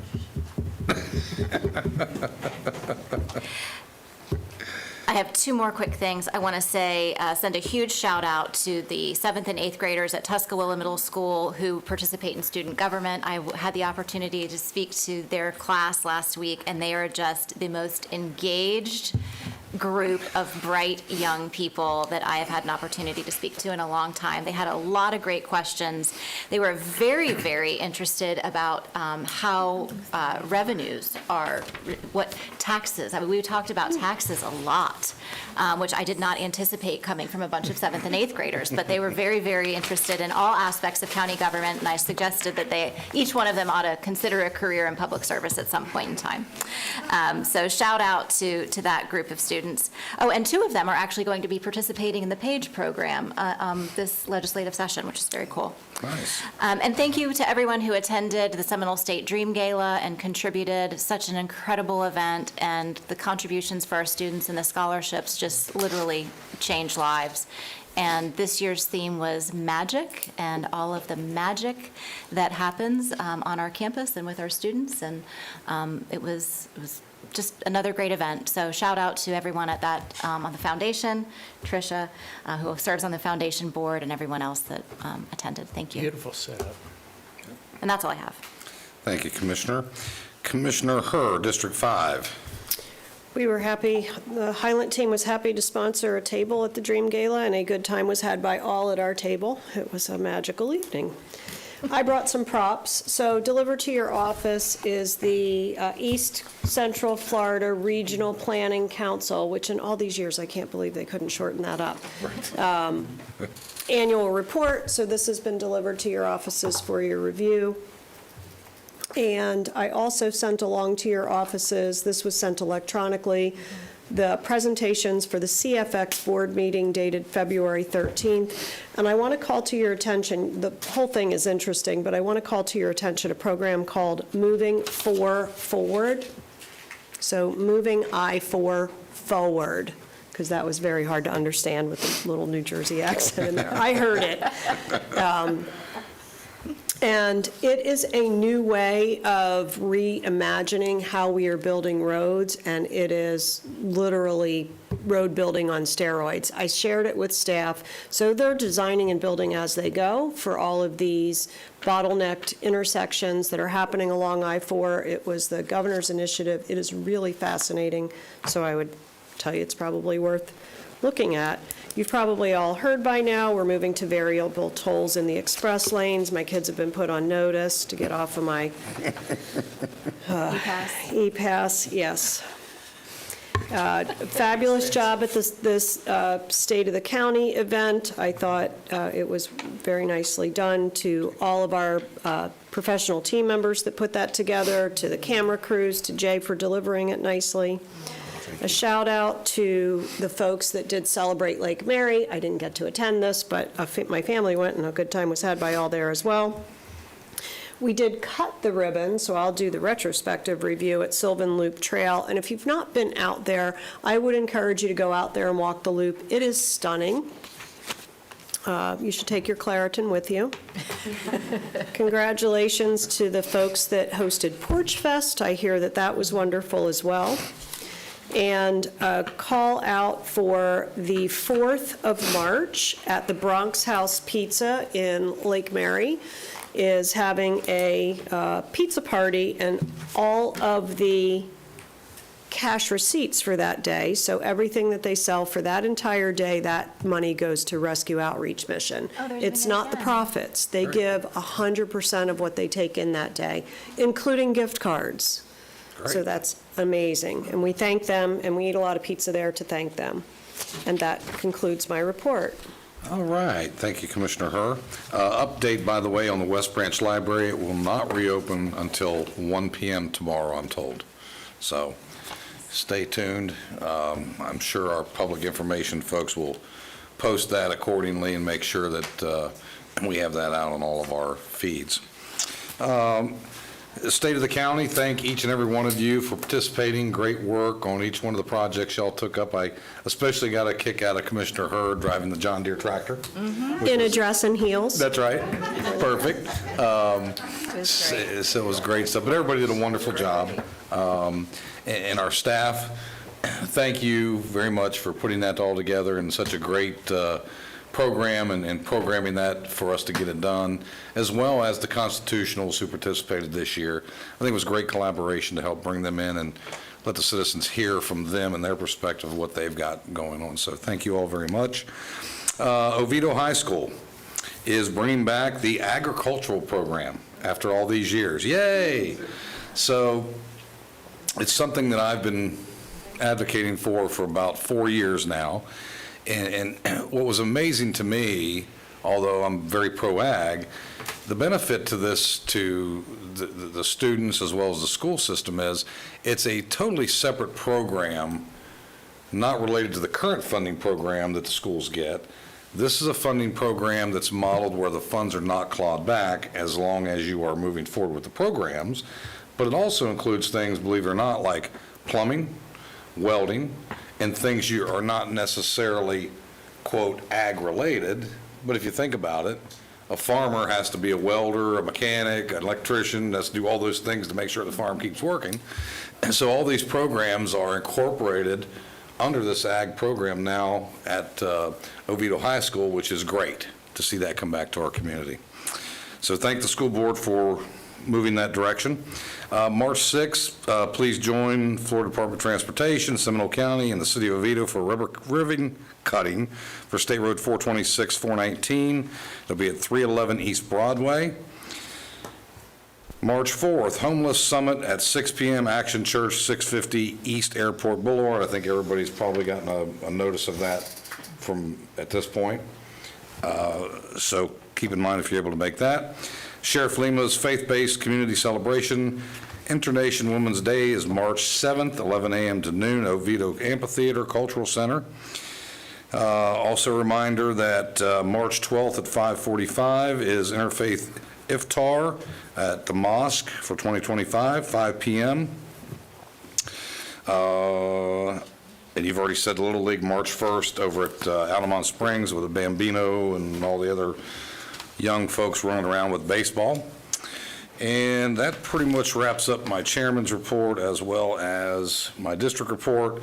We do have item number 31. We've been asked to appoint and approve appointment of Alexandra Garnier Mercier, a local senior resident, to the Commission on Aging for term dating 1/1/2025 through 12/31/2027. You should have received a copy of their application. I will move that as a motion. Second. Any further discussion? Yes. Please, Commissioner Lockhart. So I asked a couple questions about this item just because I was not familiar with this individual and I was not provided a copy of her application until I sat down here on the dais. But we all know I get wrapped up in words. That's kind of my thing. And so I was looking at what a senior represented, a local senior resident would be, and I'm thinking that's probably going to be age-related, like to qualify as being a senior, and not knowing who this individual was, I found out that she's the age of younger than some of us on this dais. And so I questioned what is considered a senior. And it wasn't because of her, but just because of the way that we tend to, and this goes back to our item earlier about the composition of the TID advisory board. We tend to say things, but then we don't define them. So we say to local senior residents, in my mind, I'm thinking a senior is 60 plus, maybe? And then I asked the attorney, I said, so what's, is there a definition? There's nothing in this item. And so she did a little bit of research. You want to tell them what you found? Yeah, I wasn't sure if you saw my message. I did. So there's one Florida statute that defines what a senior citizen is. It's related to consumer protection. That's the statute's related to consumer protection. It's 60 and above. Damn. I know, right? Hey, some of the I was men's going to haircut call you out for place. the insult, but now I guess thank you. Well, this individual is younger than that. And so I it seems like she would be a phenomenal member of this board. After reading an email from one of the staff members who recommended her, she clearly is very involved and engaged, and she wants to be on this board, and she works in the Alzheimer field, and so it makes sense that this is something that is near and dear to her heart, and she would be an expert in this. But I don't know how she qualifies as a senior resident. I would think that we would want the senior resident to be someone who is actively living in our community and experiencing what it's like to be a senior citizen living here. So are you asking us to define a senior? I'm asking us, as we move forward, and we have all of these boards and committees, that we get a little more granular in defining some of these positions and who actually appoints them. And there's great confusion on the third floor about who is supposed to be appointing whom and where and when. And as we get into this, and I think Melanie shared with me earlier today that they are going to bring all of these back to us at some point in the next, I don't know how long from now, for the purpose of doing some of that type of cleanup work. But I just wanted to bring it to your attention. If you read this like I read it, thinking you're appointing a senior citizen to this board, that is not who this individual is, even though she seems like a fabulous woman with a master's in gerontology. Well, I guess, I've been in restaurants that clarify 55 and over as a senior. I've been to places that's 60 and over, some are 65, some are 62. We have senior living that starts at 55. AARP is going down to 50. Oh, yeah. I mean, I don't know where you start. Yeah, that's annoying. Maybe it's easier to change the title instead of. I will vote to support this person joining this board because I think she'll be a wonderful addition to the board. We just need to be clear of what our intentions are. If this is our board and this is the makeup of the board that we want to have senior citizens on it, then we need to be clear what we believe that is. All those in favor? Aye. Aye. Opposed? Seeing none, carries unanimous. Commissioner Herr. I'm going to do a retrospective aye because I had my hand up, so I thought we might still be discussing. I think the bigger issue is process. It's not related to this application. It's related to the continuous issues that we have with these. And so this is not the first time we've ended up here with an application in front of us. We've ended up here with somebody making an appointment that wasn't their appointment. We've ended up here with it's the chairs or the boards, we're not sure. And I think there's been a tremendous amount of work done on the part of our professional team that is actually working through this, but it was not in good shape. And there's still refining that needs to be done. I also think that we should not be presented with an application at the dais unless it does qualify. And it is the responsibility of that committee that's making the recommendation before it comes into our offices, because I wouldn't have Googled her birth date, quite honestly. I don't have that capability. Commissioner Lockhart is fabulous at that. So, I mean, the application for that committee should have asked for that if that was a requirement. That's the level that we need to get this to so that we're doing this the way we should be doing it. And I don't disagree. We've done our best in my office to look at that entity's operating policies and what they're supposed to be doing and what we're supposed to be doing, and there's not clarity on any of it, in my opinion. And I've gone back and looked at minutes 6, 7, 8 years, and some things have been done, some things haven't been done. They've been appointed by district commissioners, by the chair, by the board. It's been all over the map. So, agreed, it needs to be cleaned up and vetted through the process. So, very well. I trust staff will make those notes and move forward with helping us along with that. Okay, next up is going to be public comment on items not related to the agenda. In other words, if you're here to speak on matters not related to anything that was on the agenda today, this will be your time to speak for 3 minutes. We caution you, keep the decorum nice and light and polite and courteous and professional, and we'll get you your 3 minutes and get you back out of here as quick as we can. So if you have given a document to speak, speaker's form, Ms. Dominique, if you'll call their names out. We have 2 speakers, Sean Luzier and Dennis Shepner. And Mr. Chairman, while they're coming up, I just wanted to let our county manager and everybody else know, 1080, as well as others, FAC is on it. They know our concerns and others' concerns. They're also looking at the rural initiative, because that could be a hiding place for things also in there when they're talking about, revitalization of rural areas. So they are talking to the executive director of legislation, Davin Suggs, and he said that, and he says, please feel free to call him. Okay. Thank you. Yes, sir. Your name and address for the record, please.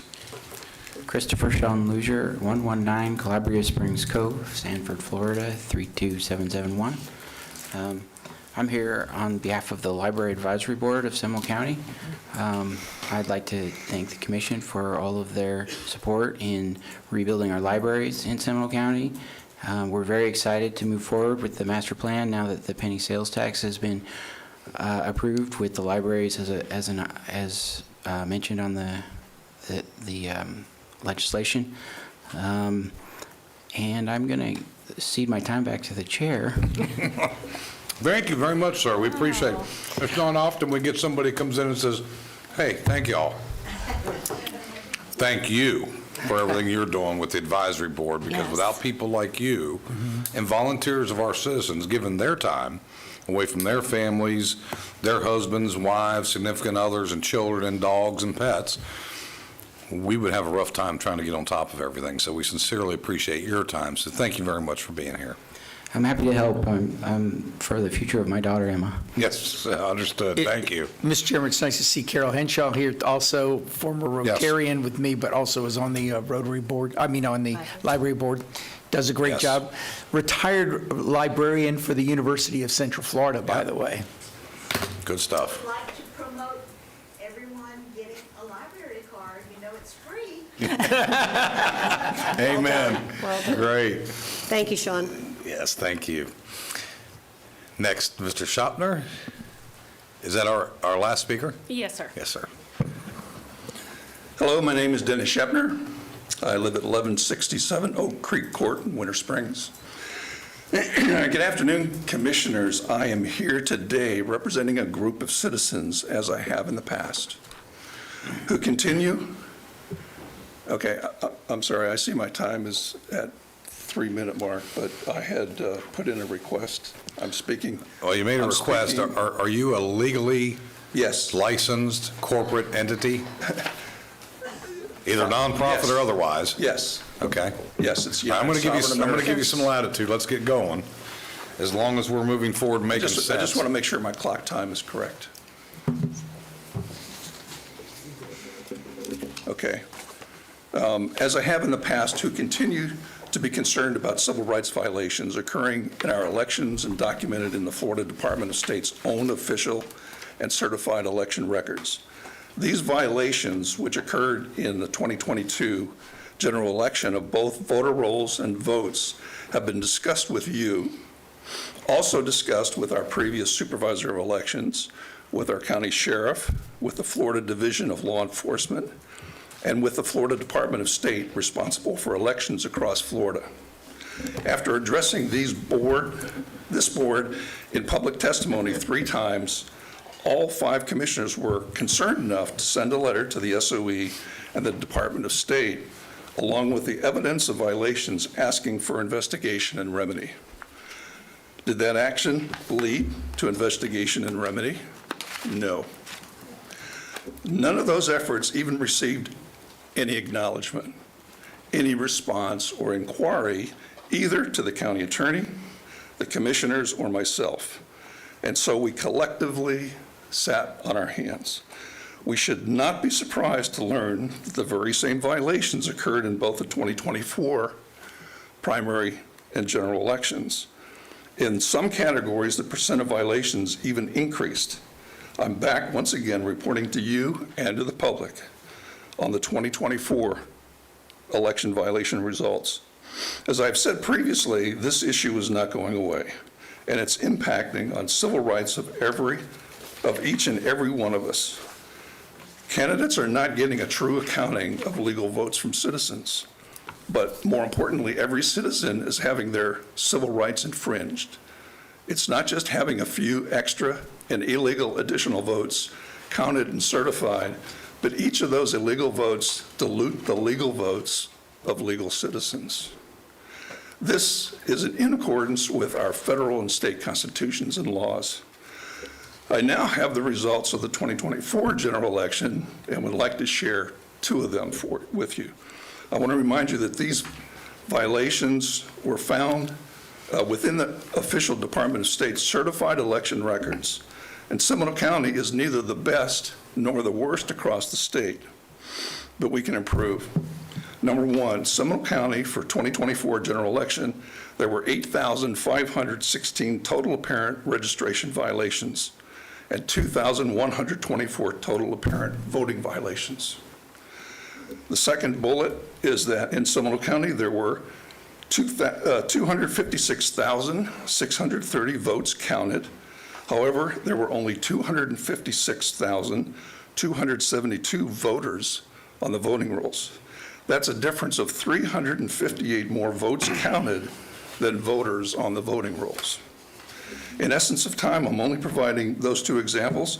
If you would like the full set of findings, I will provide it upon request. Why do we tolerate this illegal encroachment on our rights and injustice to our system of government? This is a question we all need to reflect upon.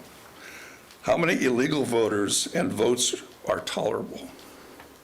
How much money do you allow thieves to steal from you before you report it to the sheriff and expect due diligence? Well, this is a similar question. However, I submit to you that each of our votes is much more valuable than the dollars we carry in our wallets. What monetary value do you put on the impact to your lives, your children's lives, and our community?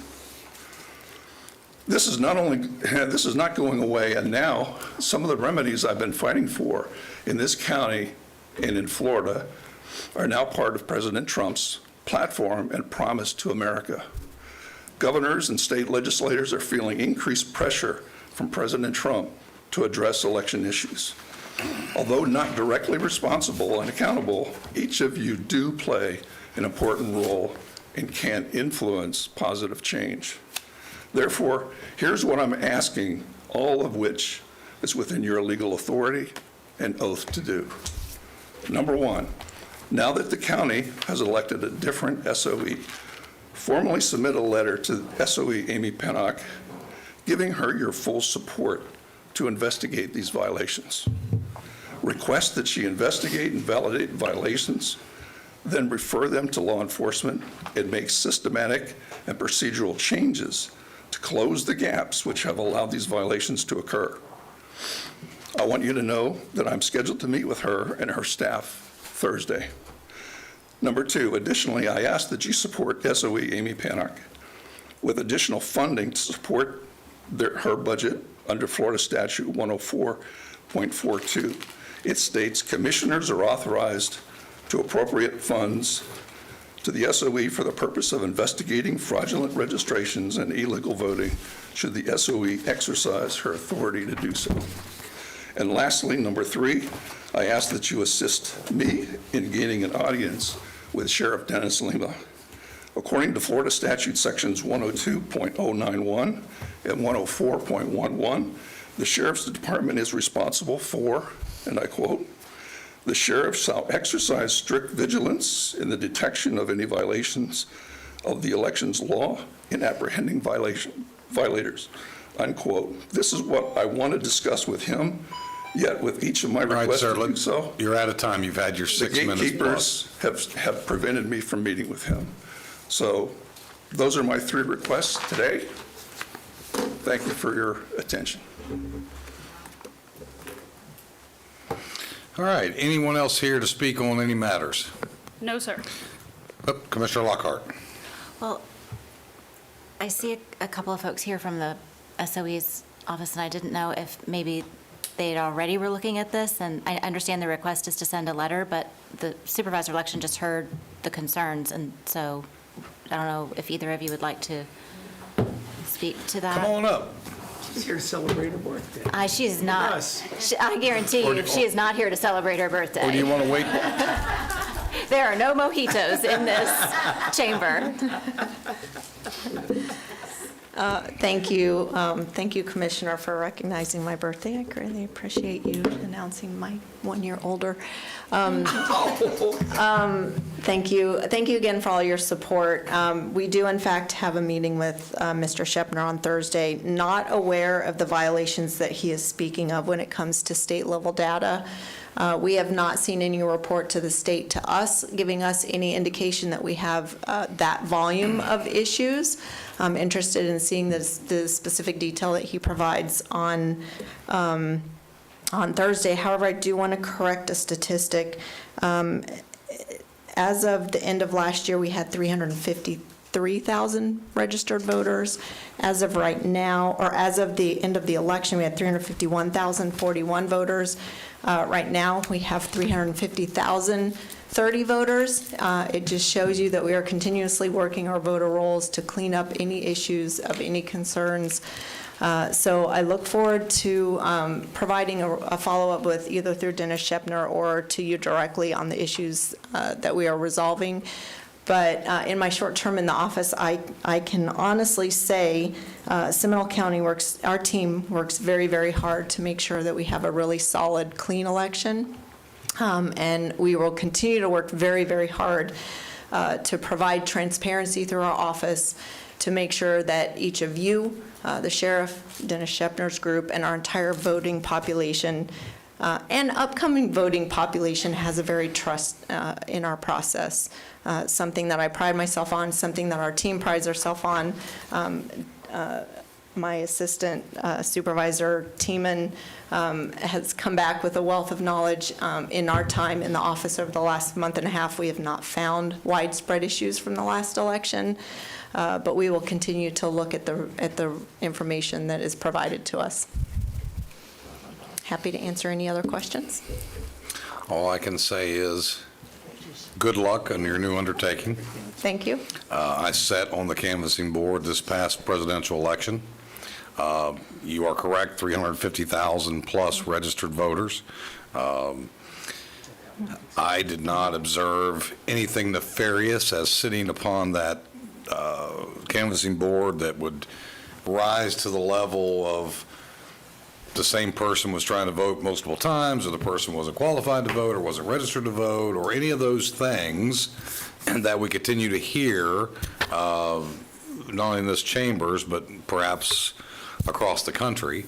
And the point being is, we did send the data that was supplied by Mr. Shepner up to Tallahassee. There comes a point when so many people have this information, it's either the best conspiracy known to mankind, or people are just ignorant to the fact there's a problem. I can't believe, for an instance, your office or anybody else that's taken the oath, including in Tallahassee, would fail to act on information that was delivered to them, whether we get a response from them or not. And I think you're going to do a great job. And I think you're starting with a good, clean slate. And of course, we're looking for collaboration with your office, and my trust is that we will have that as we move into our budget season. So when you have things that you need, bring it to us with a good business argument, and we're all open-minded. You got that. I'll be Great. calling you next week to schedule some appointments because we have some needs. Great. Thank you very much. Yeah, I will. I'm going to go on the record. I will take just 1 minute if I may take a privilege, because I think that you need to understand what our team has done over the last month, as we have really promised to invest in a good culture in our organization.